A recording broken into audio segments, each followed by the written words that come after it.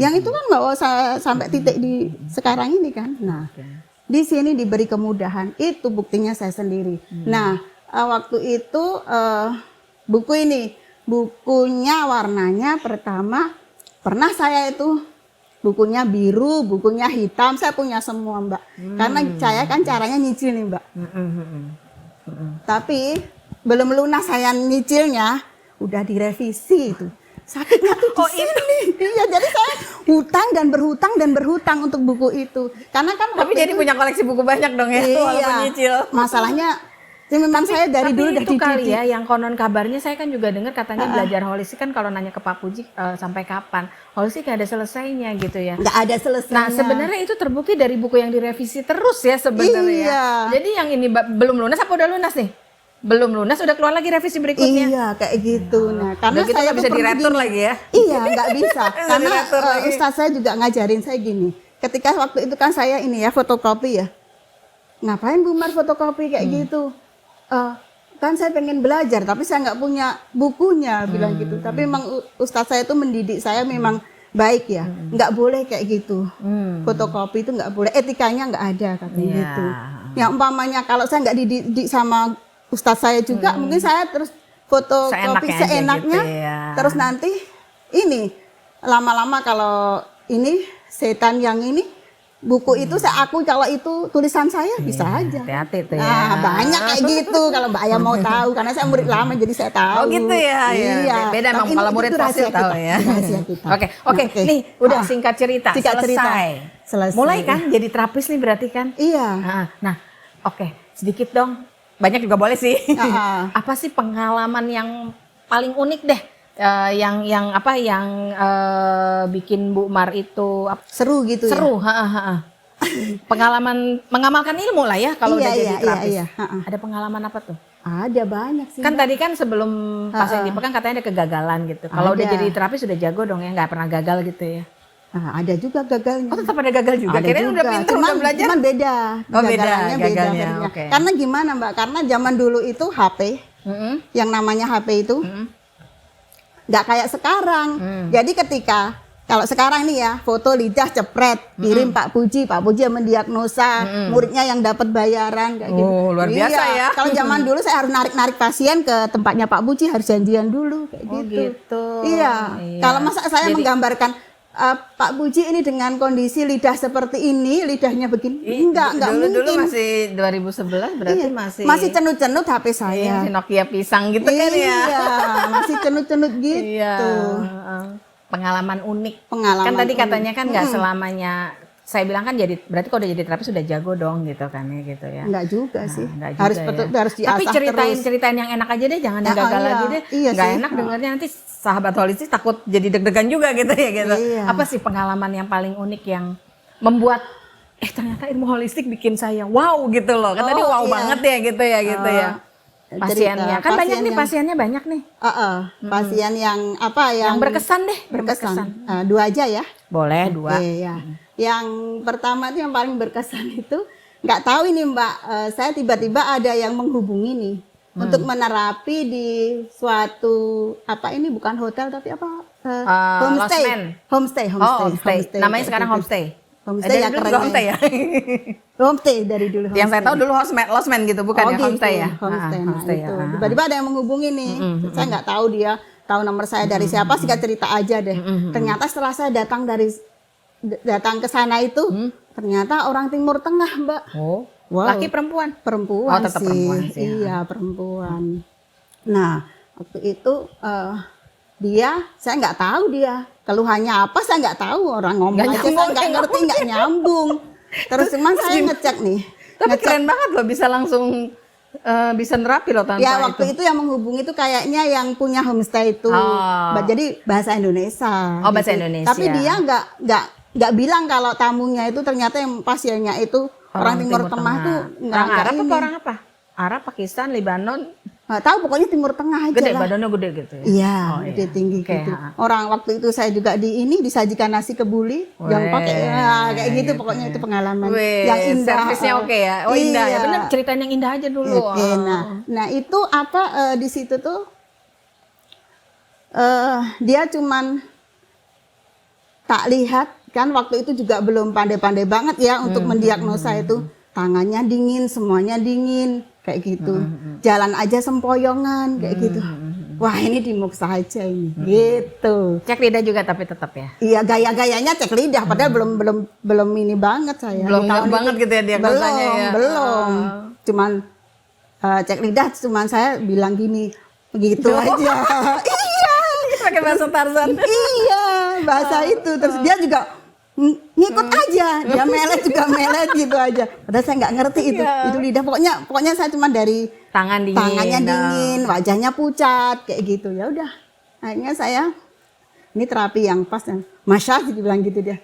Oke massage gitu. Ya, karena bahasa Indonesianya, bahasa. Tapi ngerti nggak massage?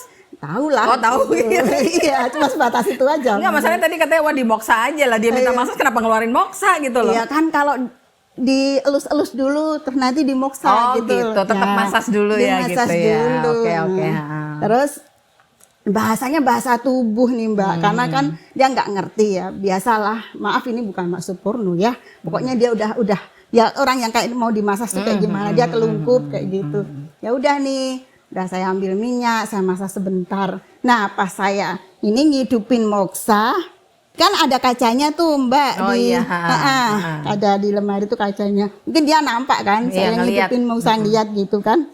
Nah, moksanya itu udah udah hidup kayak gitu, terus berasap gitu. Nah, pas mau saya moksa, dia langsung lari mau keluar. Iya, terus pokoknya dia kayak ketakutan nggak mau gitu ya. Nah, langsung tak pegang. Kira mau disundut kali. Iya, terus moksanya tak taruh dulu, tak pegang tangannya begini tak pegang, terus terus tangan saya moksa sendiri, terus nggak apa-apa, terus akhirnya dia tak moksa gini, terus yes oke, kata saya gitu, bisanya cuma kayak gitu saya, terus oke gitu, terus langsung dia mau saya muksa, saya mau gitu. Udah. Ya akhirnya itu saya bawa juga ke tempatnya Pak Puji karena alhamdulillah jadi langsung tuh begitu selesai itu. Beda hari karena saya minta dia ngerasa nyaman, ngerasa terus, puas lah ya. Saya kan minta tolong sama teman saya yang bisa bahasa dia lah. Alhamdulillah ada teman yang bahasa Inggrisnya bisa, terus kebetulan anak laki-laki berarti adik laki-laki dari si pasiennya ada 3 Mbak. Jadi ibu, anak itu si namanya Rokayah, ingat saya. Si Rokayah sama adik Rokayah itu sama ibunya. Jadi saya nerapi 3, saya muksa semua, orang dingin semua. Akhirnya saya bawa lah ke ini, janjian dulu sama kawan yang bisa bahasa Inggris itu karena ini setelah pasca dia diterapi dia pergi nih pengen lagi tapi ngomong sama adiknya bisa bahasa Inggris, terus saya minta tolong teman saya yang bisa bahasa Inggris juga. Akhirnya kami bareng-bareng ke tempatnya Pak Puji di beda hari gitu. Di tempat yang di mana, yang Klaten? Nah, Klaten, janjian dulu gitu. Dah sampai Klaten nih, ternyata dari bahasanya itu kata teman, ini keluhannya ini dah lama nggak punya keturunan. Gitu. Gitu toh. Dari kemarin dia ngomong banyak kayak gitu tuh, dia menceritakan nggak punya keturunan. Ya ampun, saya nggak ngerti. Cuma dia dingin ya saya moksa gitu. Kalau dibekam nanti malah pingsan kan? Iya, dingin. Iya, kayak gitu. Nah, udah gitu terus kan harus beli nggak mengharuskan juga sih karena dia bertanya apa aja yang bikin saya ini. Akhirnya waktu itu kan dikasih herbal itu Mbak. Nah, saya mikir lagi nih Mbak, herbal waktu itu masih 70.000 nih. Ini orang luar nih, kalau 70.000 kayaknya kemurahan ini gitu. Saya langsung lobby nih, Mbak Upi kalau agak dimahalin dulu gimana herbalnya.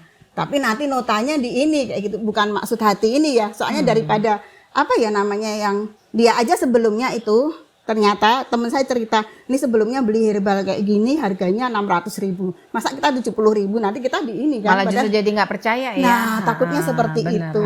Akhirnya kita hargai dengan harga 100 berapa gitu, pokoknya 100 lebih gitu. Pembelanjaan karena pasiennya 3 hampir 6 juta. Dapat rezeki nomplok dong. Iya, pastinya itu. Nah, itu cerita yang bikin saya semakin semangat, bikin semakin ini. Tapi bukan berarti saya di uangnya insya Allah enggak di situ. Tapi ternyata ini ternyata ilmu ini sangat bermanfaat banget gitu. Berarti ternyata udah teraplikasi ya ilmunya ya Bu Mar, Iya, udah ngerasain banget ternyata Iya. dengan komunikasi yang terbatas aja tuh mereka merasa puas ya seperti itu ya, seperti Iya. itu. Jadi memang Bu Mar dulu masih bermainnya di Masas ya, Masas dan Moksa ya gitu Iya, ya. karena saya masih takut bekam, karena saya pernah loh Mbak. Ini Jadi masih sampai- trauma dengan kegagalan bekamnya waktu itu ya. Dan ditambah lagi ada ini Mbak. Jadi di suatu saat ini Mbak, waktu pas nggak ceritain juga ya, kenapa saya bertahan sampai sekarang itu. Di suatu saat itu, di suatu apa ya istilahnya, di closing ya, kalau Pak Puji ngajar kan mesti ada penutupannya itu Iya. lah. Kata-kata Pak Puji. Apa tuh kata Bapak? Iya, ingat kayak gitu. Kalau kita salah dalam memberikan terapi, salah dalam ini, tanggung jawabnya sampai ke akhirat, Pak Puji bilang gitu. Nah kan saya jadi ingat pasien-pasien yang saya terapi, saya gagal itu. Aduh, pertanggung jawabannya sampai ke akhirat ini. Iya. Iya, Oh, jadi kayak gitu, gitu. yang bikin Bu Mar bertahan Iya. untuk tetap belajar Iya. holistik gitu. Jadi, Berarti saya harus memantaskan diri kan. Nah gitu. itu tahun berapa tuh? Jadi dari tahun 2011 terus nolong orang-orang yang kemarin yang orang dari luar bukan orang Indonesia itu tuh di tahun berapa tuh? Setelah berapa tahun belajar holistik?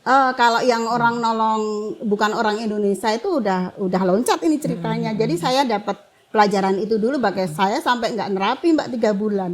Nggak berani nerapi karena kata-kata Pak Puji itu. Oh, Iya, karena jadi- ingat kegagalan-kegagalannya. Iya. Walaupun sudah belajar ternyata tetap masih ada ketemu harus kegagalan. belajar Iya. ya. Jadi dalam banget gitu loh. Dan itu terdengar terus di telinga saya gitu. Ingat kayak gitu. Terus dari kesadaran ketika mendengar itu selama 3 bulan, apa yang Bu Mar sadari pada akhirnya? Banyak. Jadi itu kan waktu itu jam makan siang kan Mbak. Yang lainnya makan, saya nggak makan. Jujur itu, saya di musola di waktu itu di Gubuk Kristo ada musolanya, saya terdiam di situ, berenung di situ. Iya ya gitu. Saya harus belajar ini kayak gitu. Iya. Terus Jadi yang disadari saya harus belajar. Oke. Terus kayak gitu kan saya juga karena sampai saya nggak berani nerapi ya sekian lama kayak gitu. Saya lah pengen ngomong ya sama Pak Puji itu, kenapa Pak kok saya jadi kayak gini ya, saya jadi nggak berani nerapi gitu. Saya udah ini WA bukan WA zaman dulu SMS gitu. SMS gitu. Udah ngetik banyak banget, saya hapus lagi. Udah Kenapa? ngetik takut kan, saya masih sungkan sama Pak Puji. Oh gitu. Iya. Beda ya mas sekarang ya, udah jadi murid fosil mah udah nggak sungkan gitu ya. Pak Puji ya. Beda, iya. Terus gitu kan, saya seorang murid ya pengennya ketika saya ngeluh kayak gitu, Pak kenapa saya kok habis mendengar itu kayak saya tuh nggak berani nerapi, bla bla bla, cerita semua panjang itu. Akhirnya saya kirim lah gitu. Saya tunggu, kok nggak dijawab-jawab. Saya tuh nggak dijawab-jawab. Aduh, gimana ini udah terlanjur terkirim nggak jawab. Nggak bisa dihapus lagi nggak kayak sekarang ya. Dihapus. Nah, Sekarang mah bisa delete all gitu ya. harapan saya apa Mbak dijawabnya? Ya nggak apa-apa, ya ditenangkan kayak gitu, kayak gitu. Harapan saya seperti Harapan itu. jawabannya. Terus Iya. jawab apa taunya? Ya memang seharusnya seperti itu, kayak gitu Pak Puji. Singkat tapi dalam ya. Dalam. Itu aja ya. Ya juga sih, bener juga gitu. Akhirnya ya udah, itu ya justru gara-gara itu membuat saya justru makin bertahan di sini. Saya memang harus memataskan diri, saya memang harus belajar kayak gitu. Dan dari jawaban Pak Puji, apa yang membuat akhirnya Bu Mar kembali lagi untuk mau nerapi orang? Itu, jadi ceritanya itu ada lagi nih, saya didatengin orang katanya. Ibunya kan pernah saya terapi kayak gitu. Mbak, ibu habis jatuh, nggak bisa jalan, dia lumpuh kayak gitu. Tolong ya, enggak saya nggak mau, tolonglah gitu. Enggak, saya belum ini. Kenapa ibu? Soalnya ditanya-tanyain, ini jangan-jangan ininya ibu loh gitu. Karena ibu juga udah sepuh, jangan-jangan itu permintaan terakhirnya ibu gitu. Terus enggak, saya takut Mbak, tadi terjadi apa-apa. Nanti kalau terjadi apa-apa kita nggak menuntut, bilang gitu. Nah, akhirnya saya dijemput pakai mobil waktu itu. Saya diantar ke situ, ke tempat ibunya itu, saya nerapi. Saya pijet rata tapi nggak pijet pakai tekanan Mbak, cuma saya elus kayak gitu karena saya takut. Saya elus kayak gitu, nggak pakai tekanan, Alhamdulillahnya Udah sepuh sih ya, jadi sudah ternyata sepuh, terus ada ketakutan juga itu. Terus gitu, ibunya ini sembuh enggak ya gitu. Saya cuma sambil zikir itu Mbak, ya Allah gitu. Pokoknya nasib saya di saat itulah alhamdulillahnya ibunya itu langsung bisa bangkit Mbak, bisa jalan lagi Mbak. Itu sesuatu bagi saya. Itu yang Membuat saya bangkit akhirnya kembali lagi ya dengan keyakinan itu ya. Iya, Padahal walaupun jawaban dari Pak Puji itu pedas juga ya kalau dipikirnya memang saat harus itu gitu. sih, saat ya memang itu. harus gitu kan ya, kebayang gitu ya mukanya memang harus gitu ya. Mungkin kayak gitu ya, karena itu di balik HP, saya nggak tahu sih. Kebayang gitu Memang ya. seharusnya seperti itu. Iya, gitu. memang harus seperti itu gitu ya. Tapi gitu. bagus itu.